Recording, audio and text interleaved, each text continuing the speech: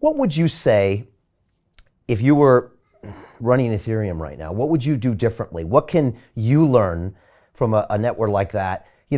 Compliments and criticisms. Obviously, the biggest complaint I get from my students in my DeFi Academy is the gas fees.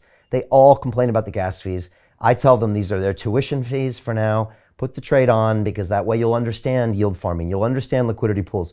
You'll understand options trading. So you'll understand your wallets. So just do it. And I'm promising them that in the future, there'll be a layer 2 solution or a layer 1 solution that will make it cheaper and faster, thanks to the people at AVAX. I'm actually not promising them ETH 2.0 anytime soon, because even Stane said when he was here, sometimes in the next decade is what he said to me. So just your thoughts on Ethereum for where it is now and where it needs to go in the future. Yeah, so I think for Ethereum, I would say that I was very skeptical of the ETH2 designs from day one. Like, I think this entire idea of sharding, like we can get into the details of it, but it's just problematic, right?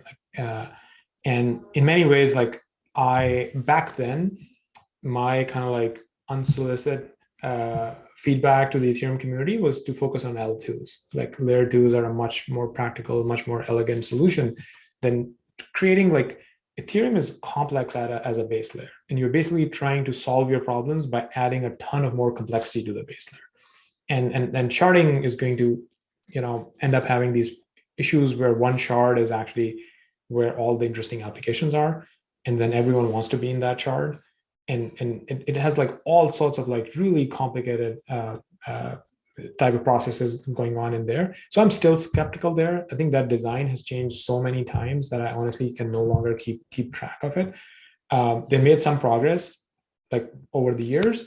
Clearly, even Ethereum people at this point admit that it has taken way too long, and it has actually left that room for opportunity for systems like Solana, Avalanche, and others to come in and fill that gap. And I do think that when they look back, like I would say even 9 to 12 months ago, a lot of the consensus in the crypto industry was that Ethereum has won because it has the most amount of developers and use cases, and they have a moat around it. And it was a question mark that would other L1s be able to take some of that traffic and interest away, right? I was in the camp of like, no, it's going to be a multi-chain world, right? But it's hard to kind of like stick with your convictions for years without seeing real world data, right? Like logically it made sense, like we've taken that bet, but it was only last year, I think, when we started seeing real traction come to the other L1s, like the rise of Solana, the rise of Avalanche. Like I think there are stats like there's so many users of MetaMask, like maybe even more than 50%, that are not even using Ethereum. They're actually using the Binance Smart Chain or something else, right?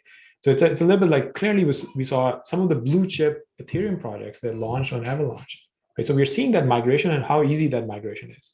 So I think after last year, it's pretty clear that the moat that Ethereum has is actually pretty weak, and it's very easy to migrate away from Ethereum, right? And at the same time, I think ETH2 designs remain complicated.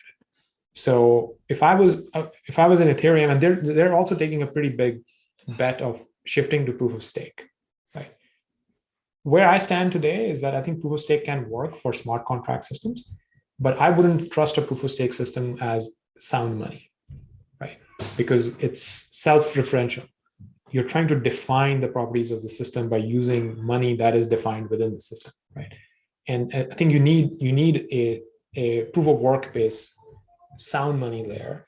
But for smart contracts, maybe that's fine, right? Because they are a different beast. So Ethereum is trying to still be both sound money and a smart contract system while moving to proof of stake. And I would pick a lane, right? I would basically be like, you might want to be a really, really good smart contract system. Or if you really want to give Bitcoin a hard time on being sound money, then you need to question the kind of decisions that are being made, and in terms of the complexity being introduced or changes being made, and the entire shift to proof of stake, right? So with that said, I do think that Ethereum is still by far the biggest leader. It has an enthusiastic community, a brand name, like a lot of kind of like young people who are discovering crypto, I think they will end up writing a Solidity program first. And I do think that there, I don't think Ethereum is going away, right? It's a question of like, how much of the market share do they lose out to the other ones? And I think they can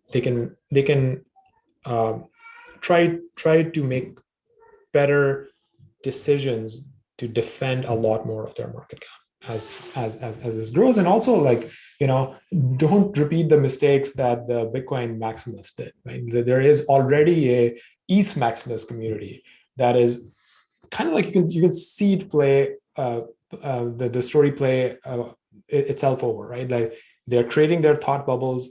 They're kind of like saying these new things they're only looking at the bad things happening with the new systems instead of like really looking at all the innovation that's happening with the new L1s. And I think you kind of like don't want to become a maxi, right? An ETH maxi in this case, where you're turning a blind eye to what's actually happening out in the market. Yeah, that's a good observation. I was talking to Justin Sun of Tron live here a couple weeks ago, and Justin's, pretty interesting guy in himself. Definitely knows how to do some great marketing. And he suggested that Ethereum stick to their proof of work mechanism, which is clearly functional, and they don't ever even attempt to go to proof of stake because it's an unknown on a massive, massive smart contract network that's potential downside. And he just said, just leave it alone, keep doing what it does quite uniquely, and leave proof of stake to the Trons and the Algorands and the Ivoxes of the world. Do you agree with Justin? I didn't know that Justin said that, but I independently said that on Bankless, which is an Ethereum podcast. I basically said if I was designing this, what I would do is try to start making the Ethereum base layer simpler, even like disable certain types of applications that can run at the base layer. Like maybe you only want to do Arbitrum style fraud proofs at the base layer. Remain a proof of work network. You're already the world's second largest proof of work network, right? And with the proof of work network, you have a shot at being sound money, right? Especially with the new economic policy that you have been successfully able to roll out. Just send all of the smart contract traffic to the L2s and make that the default experience, right? Like there's no point in my mind in trying to run smart contracts both on the base layer and on L2s. That's basically causing more confusion. If a user is onboarded to an L2 first, right, that's a better UX for that user. They know that these are cheap gas fees, and Ethereum main base layer is basically used for fraud proofs or basically for settling any of the stuff that happened on L2s. And it is not trying to make life more complicated by introducing untested new consensus algorithms on a $500 billion network.